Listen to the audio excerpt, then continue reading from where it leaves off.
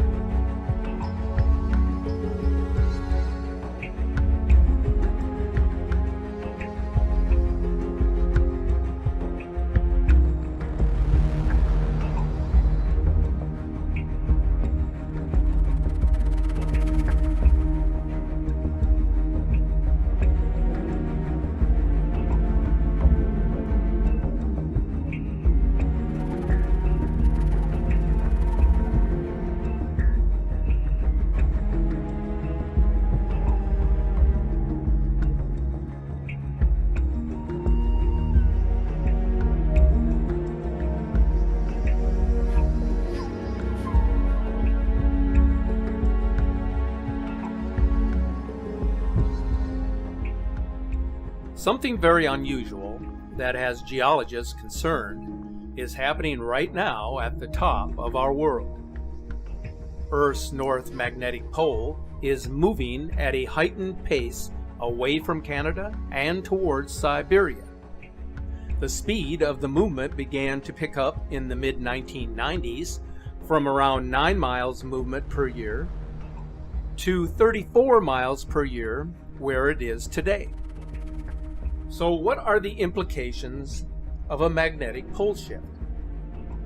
The most worrisome sign is that such an event could have catastrophic effects, wreaking havoc on the electric grid and leaving life at the surface exposed to higher amounts of solar radiation.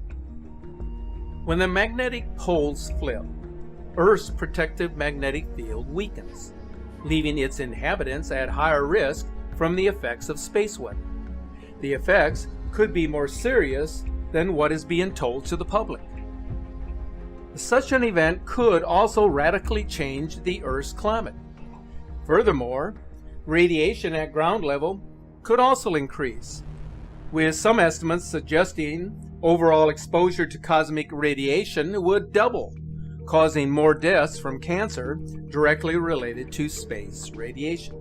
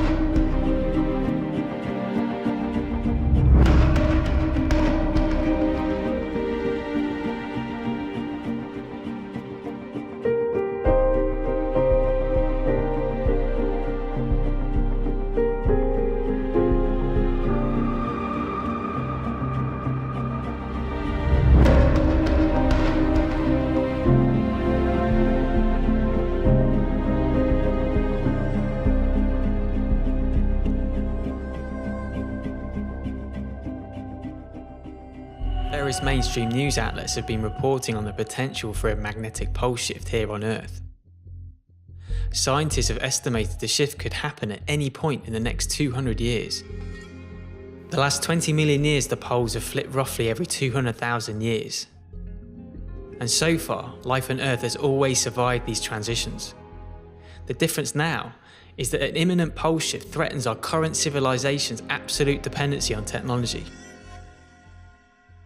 The main concern is that huge areas of the world's electrical grid system, satellites and other technology could be left inoperable. Over the last 50 years, the North Pole has moved considerably. The latest data gathered from the European Space Agency shows that the North Pole is in a turbulent and unpredictable state.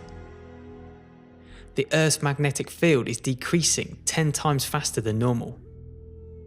There is strong research exploring links between magnetic fields and the effect on sentient brains. The experiments suggest that exposure to variable magnetic field intensities causes impaired judgment and even psychotic behaviour, paranoia, and heightened bouts of rage. Mass animal deaths appear to be on the rise year on year. It's well known the Earth's magnetic field is essential for the well-being of life, but further acts as a vital invisible force assisting animals in navigation. Disappearing seas. Santolina, Ecuador, the sea overnight completely vanished from the harbour, leaving the seabed unusually exposed with boats stranded on a black layer of sand, well away from the new waterline. This natural phenomenon has been witnessed in other regions such as Brazil, Bahamas, and even Mexico. There is no official data on this, but are instances of vanishing seas on the rise? NASA has stated that seawater is a powerful electrical conductor and therefore directly interacts with the magnetic field. Other weird anomalies that may be connected to the decreasing magnetic field concern strange aerial loud booms that have been heard globally. Scientists are at a loss to explain the phenomenon.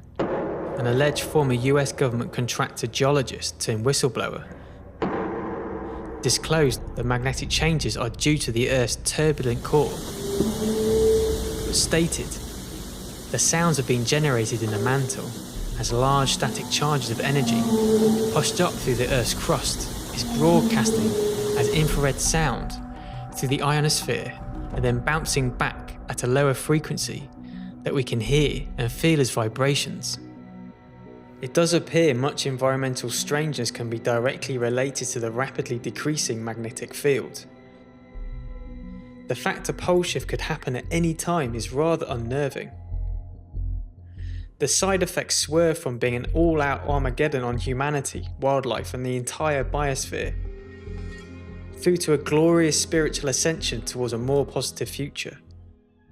The fact pole shifts have been endured by Earth many times before should bring us all comfort. But if this is the final piece to freeing humanity from its matrix-like prison, it's hard not to welcome such a tantalising prospect.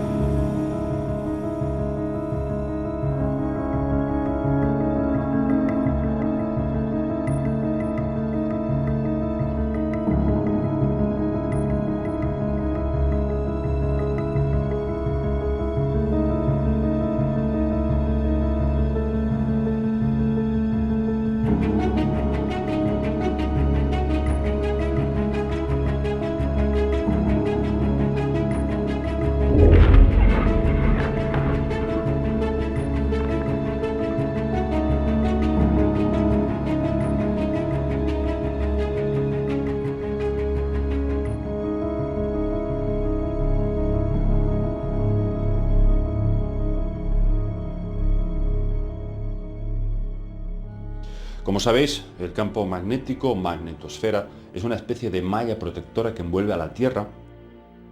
Cuando el campo magnético se reduce, el cerebro humano sufre alteraciones cognitivas y de comportamiento. Y fijaos, ¿acaso no es lo que estamos viendo a nivel global? Sabemos que los animales son especialmente sensibles a las variaciones del campo magnético. De hecho, las utilizan para orientarse. Pájaros, fauna marítima, incluso las abejas. ¿Y qué ha pasado en los últimos años con las abejas? Ya lo sabéis, están desapareciendo. Y nadie sabe a ciencia cierta qué es lo que lo produce. Sin embargo, se ha demostrado en varios ensayos que el cerebro humano también se ve afectado. Si observamos a nivel sociológico un estudio del comportamiento humano, vemos cómo aumenta por momentos la crispación, el descontento, la excitabilidad, los radicalismos. ¿Tiene algo que ver esta alteración del comportamiento con todo esto? Yo creo que sí.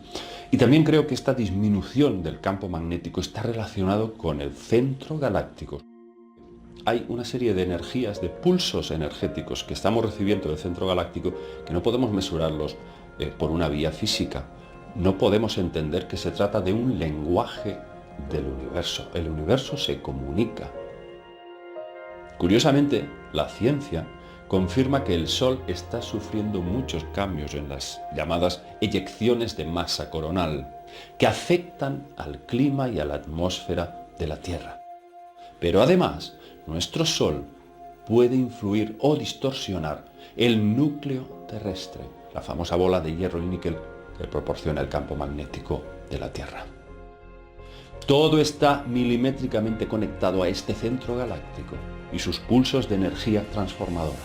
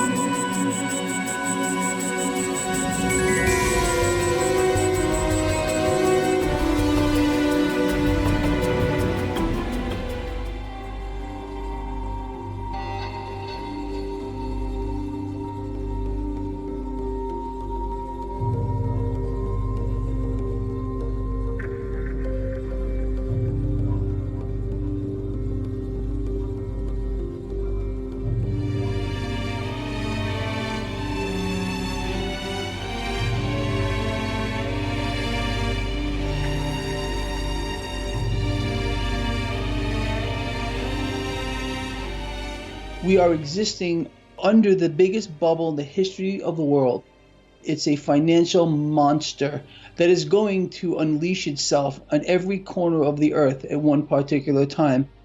This is a collective effort by world central banks and their respective leaders to keep everything artificially propped up. What do we know about the Federal Reserve and every world central bank? They are serial bubble blowers. They blow up these bubbles and they deflate. All this does is transfer wealth from the middle class to the upper end of society here, the 1%ers.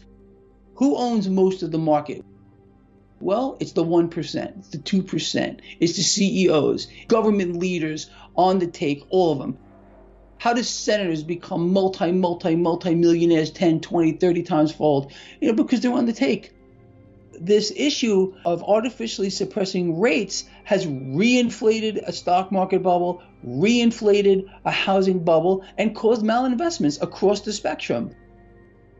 This drug, known as money printing, quantitative easing, easy money around the world, is going to become toxic. The markets are not real. The economy is not real. It's all being suspended on the back of central banks that have been propping everything up along with their respective world leader. From my study into what has been going on since 2008, world central banks are buying each other's debt to keep it off balance sheet. This is what they're doing to keep it suspended. What does it come down to? We're all borrowing from the future in greater and greater amounts to sustain where we are. This is why debts and deficits right here in the United States are exploding off the Richter scale with no end in sight. It can't stop. This is the mechanism of the beast. It demands that we continue to do this. So what I want people to understand is they always have to be ready for it, because we are existing in an environment of extreme fakery across the board. And I'm not just talking about stocks. I'm talking about everything. This is a game and nothing is what it seems. Is there going to be pain? Yes. But by allowing these markets to remain artificial, the pain becomes worse. This won't end until they want it to. That's the truth. It's going to end on their terms, unfortunately.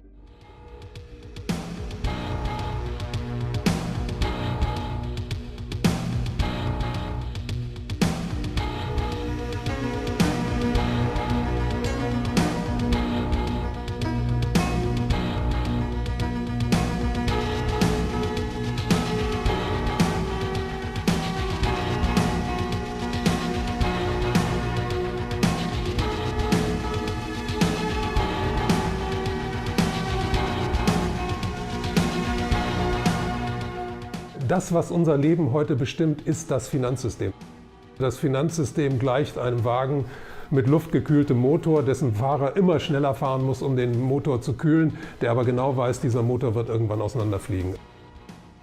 Viele Leute gehen ja davon aus, dass wir in einer parlamentarischen Demokratie leben. Das stimmt allerdings nicht mehr. Wir leben unter der Diktatur der Finanzindustrie. Das heißt, innerhalb dieses parlamentarischen Systems kann man keine wirklichen, für die Menschheit dringend erforderlichen Veränderungen herbeiführen. Es muss also zu einem Zusammenbruch und zu einer völligen Neuordnung aller sozialen Beziehungen kommen.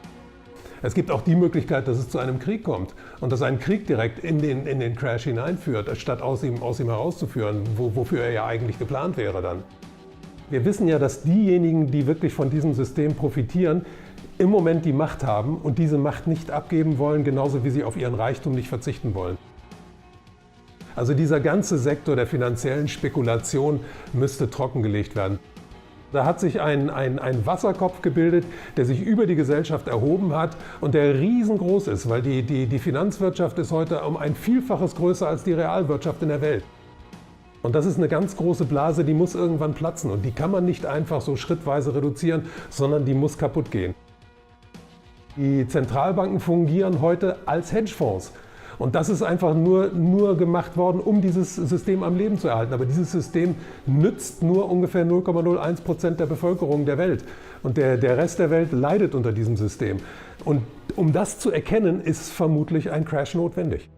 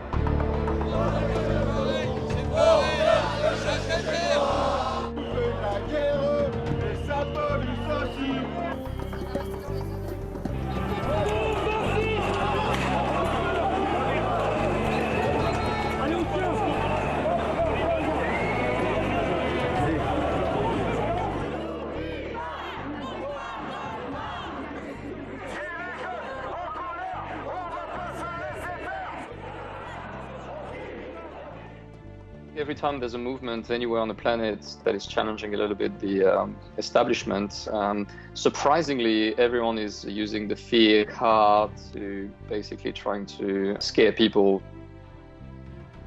Already we've been infiltrated by people who we think, and we have proof of that, have been paid by the government to discredit the movement by like showing weird behavior. Like trying to discredit the Yellow Vest by saying that the Yellow Vest is a dangerous and violent movement is quite pathetic because it's based by citizens. You can try to qualify citizens as dangerous and violent the way you want, but the truth is that there's mums and dads and kids and old people. Like if those people are violent, then therefore like we're all violent, we're all terrorists. It's a popular movement. So it's coming from people who are basically fed up with politics.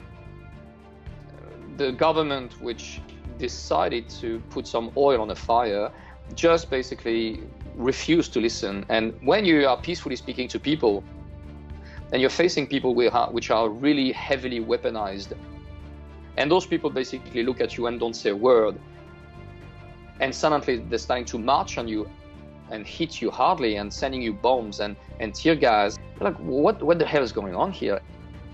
Last weekend, we had 3,000 peaceful protesters who has been arrested. 3,000. This is a massive awakening about the true nature of what we call the so-called democracy, which is basically a governance based on, if you agree with us, we're going to call you citizen, but as soon as you disagree with us, then we're going to show you who's the boss. We're not stupid. We know that we are dealing with a corrupted system that is deeply corrupted, the same way the whole world is. When we're trying to move away a president, like what's going to happen is that the system is going to provide another puppet. So we are fighting the wrong enemy. That is the puppet master. And as the puppet master is hidden behind the system itself, like we should attack the system itself. So how do we attack the system itself? Cutting the string. How do you cut the string? By removing the system, the structure that the system put in place. We are coming to a point where humanity needs to wake up and humanity needs to come together. And we were waiting this moment for years. They are scared of us realizing that we are powerful.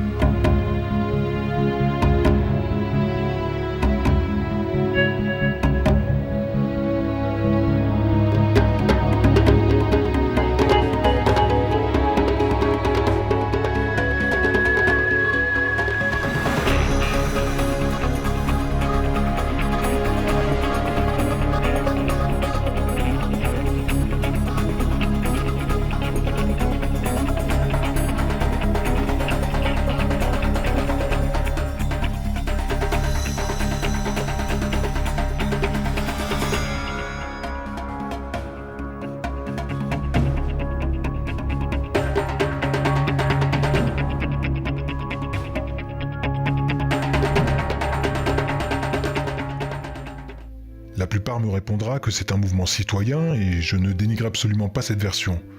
Mais même derrière la réaction d'un mouvement citoyen, peut se cacher en réalité l'action calculée de l'élite qui a de nombreux coups d'avance sur nous. Et oui, l'ingénierie sociale qui n'est ni plus ni moins qu'une manipulation psychologique des masses, cette ingénierie sociale est l'outil préféré de nos élites. Et si cette réaction du peuple fut calculée il y a plusieurs mois, voire plusieurs années, vous serez à même de comprendre comment nos élites et leur appareil médiatique ont créé en vous la colère nécessaire et justifiée, afin que vous vous retrouviez dans la rue à manifester, et ce, dans un seul but, détourner votre attention de l'une des plus grandes crises qui s'apprête à éclater en 2019. Certains diront qu'Emmanuel Macron a été imprudent. C'est totalement faux. La hausse des taxes qui semble avoir sorti tout le monde de sa torpeur n'est ni une imprudence, ni une erreur. Le silence assourdissant dont il a également fait preuve concernant cette annonce et qui vous a poussé à fouler le pavé n'est pas non plus la preuve d'une gêne comme certains semblaient le penser. Sa popularité ne fait pas partie de l'équation. Il n'est pas là pour être apprécié, mais pour remplir sa mission. Vous devez réaliser que le siège du président de la République française est vacant depuis des années. La seule personne qui tient la barre aujourd'hui est un banquier dont le commanditaire se trouve être la famille Rothschild, qui a un plan, et un seul: amener notre navire qu'est la France, et nous avec, à s'échouer sur les terres d'un nouveau continent se nommant le Nouvel Ordre Mondial. Si Macron est au pouvoir aujourd'hui, considérez que toutes ses décisions sont la parole de ses maîtres. Et si Marine Le Pen y apparaît, c'est tout simplement parce qu'elle fait partie de la fondation de ce Nouvel Ordre Mondial. Elle aussi est complice. Votre colère, encore une fois justifiée, fut volontairement déclenchée par le gouvernement. Votre volonté de l'exprimer, quant à elle, fut motivée par le corps médiatique, habituellement si prompt à vous faire taire. Ajoutez à tout cela la rage des ultra-droites et gauches, prêts à casser du flic, et des flics, prêts à devenir casseurs. Nos combats ne seront que l'huile versée sur un feu déjà attisé par nos élites, et qui nous mènera immanquablement à la guerre civile, puis au décret d'une loi martiale. Nous n'avons pas besoin de reprendre le pouvoir, car ce pouvoir, nous l'avons déjà. Je tiens à rappeler que certains ne veulent pas savoir tout cela, et préfèrent rester dans le déni. Et elles doivent absolument ressentir qu'il est l'heure de se réveiller. Pour elles, comme pour les générations d'enfants à venir qui risquent de ne pas connaître la liberté que nous considérons comme acquise.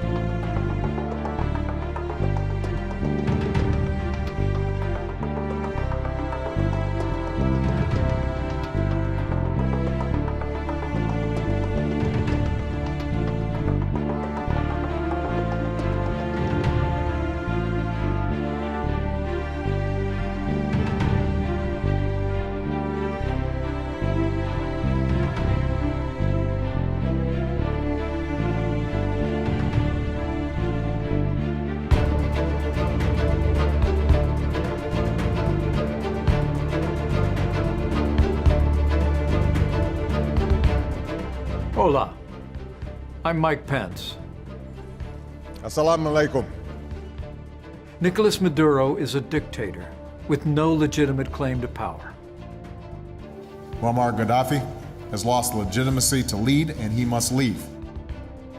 Saddam Hussein and his sons must leave Iraq within 48 hours. Let me express the unwavering support of the United States. The aspirations of the Libyan people for freedom, democracy, and dignity must be met. And we will stay with you until democracy is restored. The tyrant will soon be gone. The day of your liberation is near. On behalf of the American people, we say to all the good people of Venezuela, estamos con ustedes.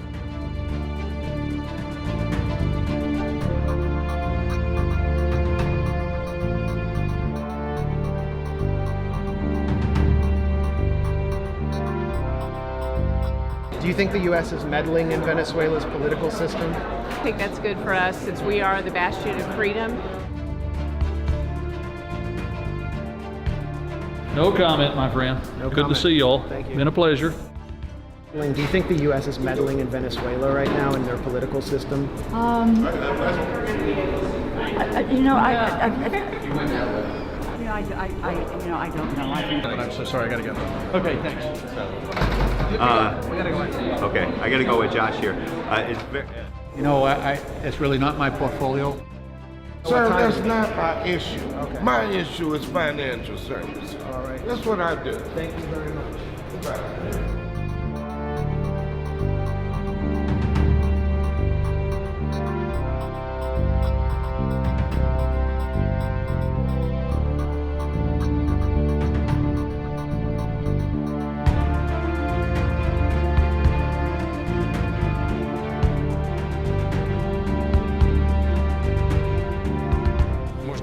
Podemos recordar las palabras de Einstein. Si no me equivoco, dijo, no sé con qué medios se librará la Tercera Guerra Mundial, pero la cuarta se librará con piedras y palos. Entender que una Tercera Guerra Mundial puede llegar a ser el fin de la presente civilización debe disuadirnos de emprender en el escenario internacional acciones desproporcionadas y extremadamente peligrosas para nuestra civilización.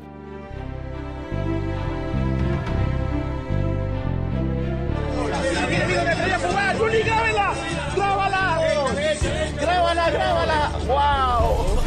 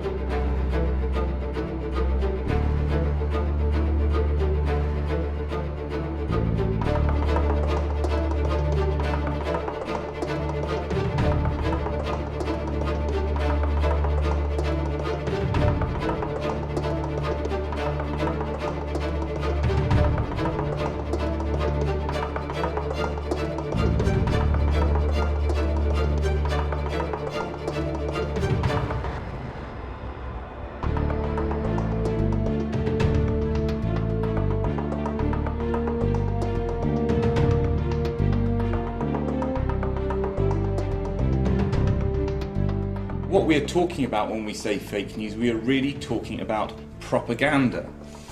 Propaganda is a coordinated approach to influencing beliefs and conduct, and it's a manipulative form of persuasion which violates rational or free will. Understanding propaganda is central to understanding how power is exercised in the international system and into politics in general. There is a significant and permanent displacement of reality at this point in time. That the world we actually live in is one that's very different from the world that we think we live in.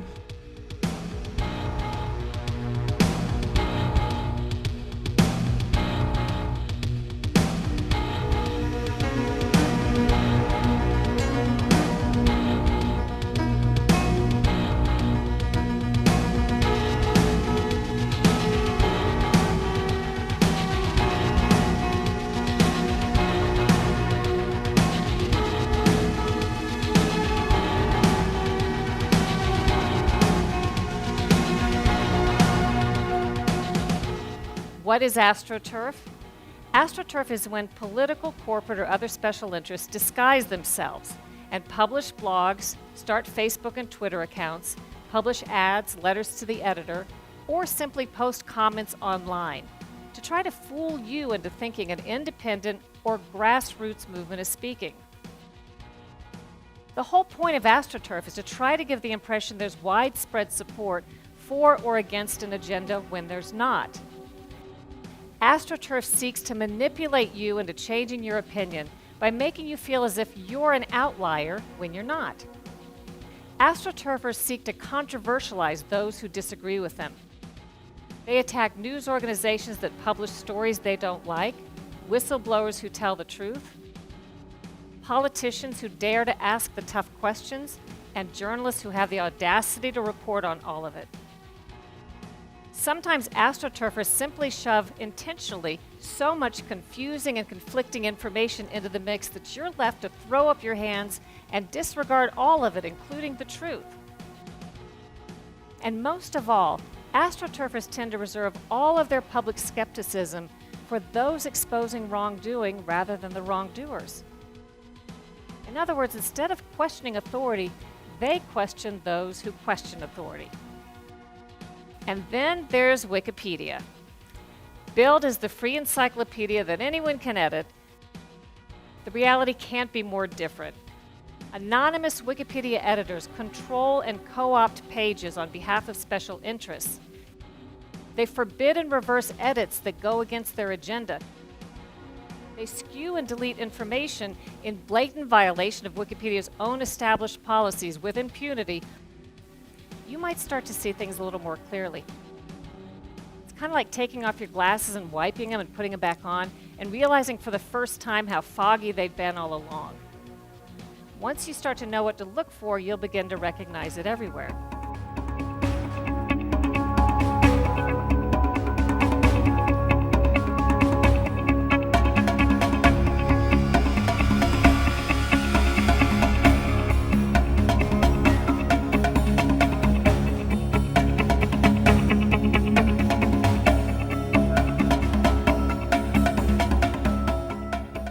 Die englische Regierung gründet eine Nichtregierungsorganisation, die auch noch Integrity Initiative heißt, die überall Cluster bildet in den europäischen Ländern, um gegen Russland vorzugehen.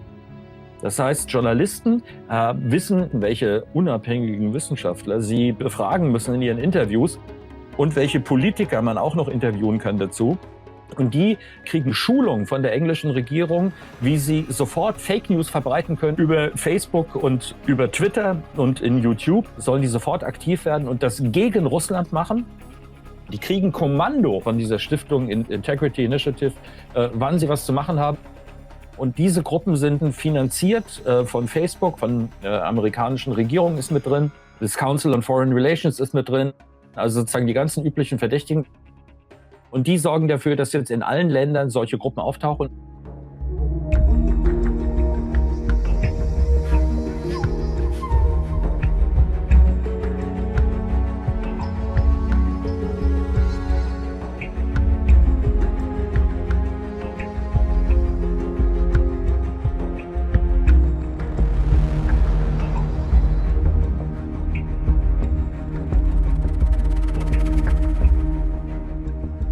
Soon, most anyone using a computer in the United States will encounter a ranking system that will tell them what media is safe to consume and what isn't. It's called NewsGuard, and it describes itself as a news rating agency at the forefront of fighting fake news. It's already installed in computers in dozens of libraries and public institutions across the country. NewsGuard uses what it calls a nutrition label to rate media outlets either green, yellow, or red.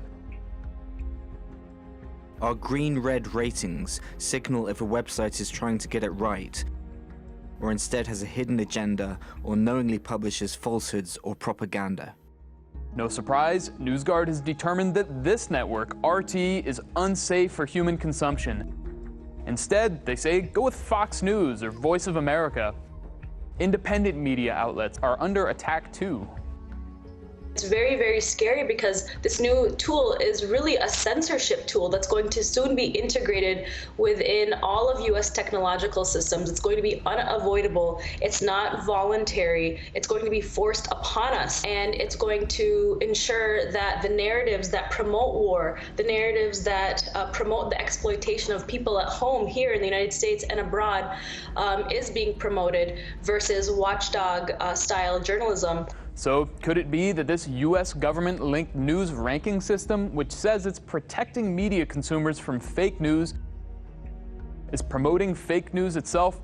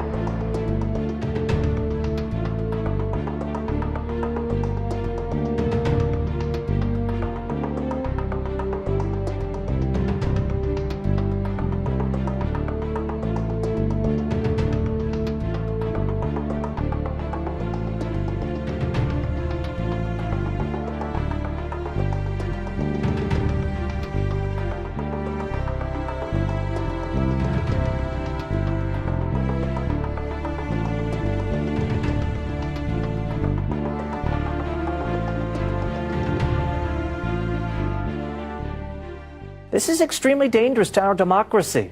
This is extremely dangerous to our democracy. This is extremely dangerous to our democracy. This is extremely dangerous to our democracy. This is extremely dangerous to our democracy. This is extremely dangerous to our democracy.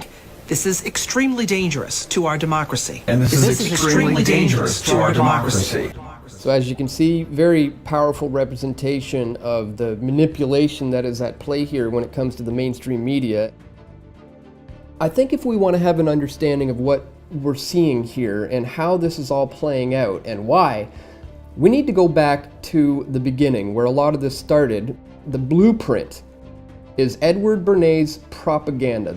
This is a book that was written in 1928, which really outlines how they are organizing chaos. As he says, the conscious and intelligent manipulation of the organized habits and the opinions of the masses is an important element in democratic society. Those who manipulate this unseen mechanism of society constitute an invisible government, which is the true ruling power of our country. We are governed, our minds are molded, our tastes formed, our ideas suggested largely by men we have never heard of.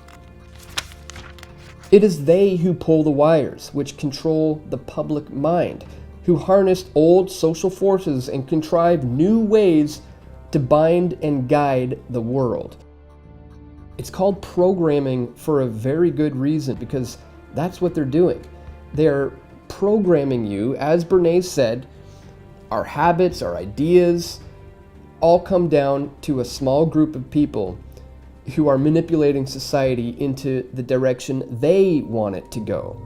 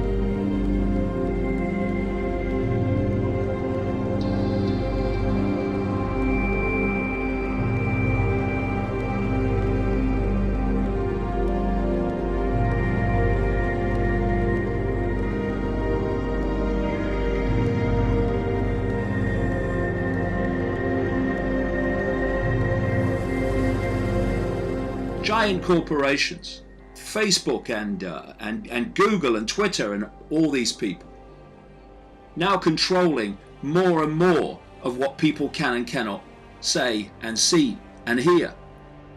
So we have this situation where these gigantic corporations and the government agencies, brackets same thing, and what we call progressives are joining together to assault freedom of speech by branding it politically incorrect or hate speech or fake news, all these other labels they invent to justify censorship. Because it's the agenda that this happens. And thus, you wouldn't win a free and open debate. So what you do is you shut it down and make sure you don't have a debate. By calling anyone who questions your agenda racist, Nazi, or a bigot. There will come a time, and we're moving towards it so fast, where you will not be able to see or hear or express anything that is not acceptable to the authorities, which ultimately is a cabal network operating from the shadows. So when you realize that the goal is to shut off all other view, opinion that is not within the confines of what is deemed by the authorities acceptable, then you can start to see what is happening in front of our eyes as more and more and more reasons are invented to censor more and more of what people can write and say. It affects the newspapers, it affects the mainstream media in general, but the core of it is the internet and internet giants. Algorithms can censor. You don't have to have people looking and reading and watching everything. You just put in coding that certain words, phrases, subjects are automatically deleted or blocked through artificial intelligence. And that's what we're seeing now increasingly. These internet giants lock back into the Pentagon, into the intelligence networks, and then further back into the shadows and this cabal which is orchestrating this whole deal. Reduce information that challenges that official norm, which eventually is meant to be all you ever hear or see. And so what we're seeing is more and more excuses to censor people's opinion and people's information. And it's heading daily towards this goal of people only seeing what the system wants you to see.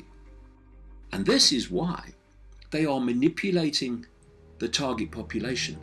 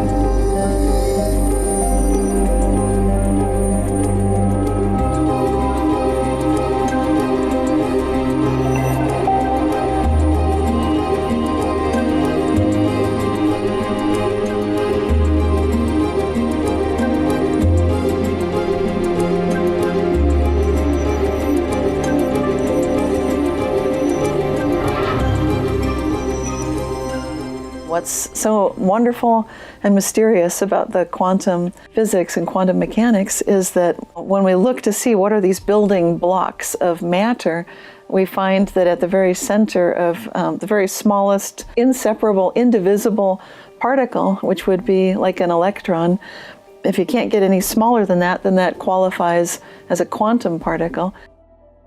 Those little electrons can actually be observed to be in one place, and then it's like they vanish. They can change an energy level and show up instantly somewhere else.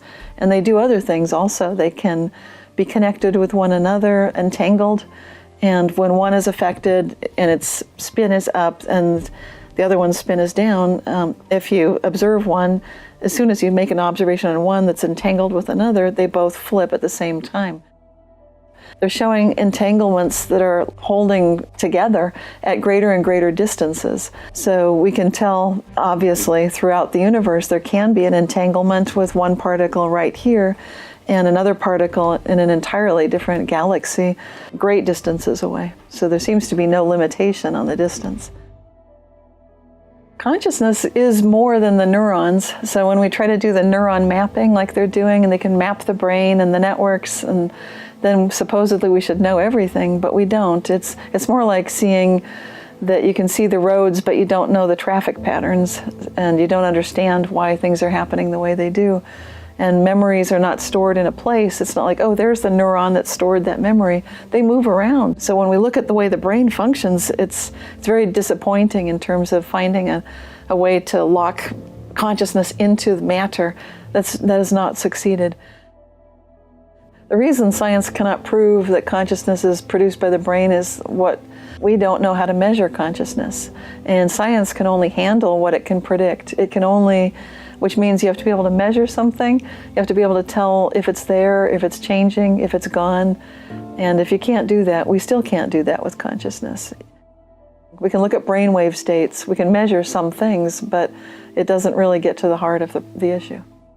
And when it comes to neuroscience, what scientists are noticing, strangely, gets back to that question of time, because we're noticing sometimes that we've made a decision before we've even felt the input to our senses, which seems impossible.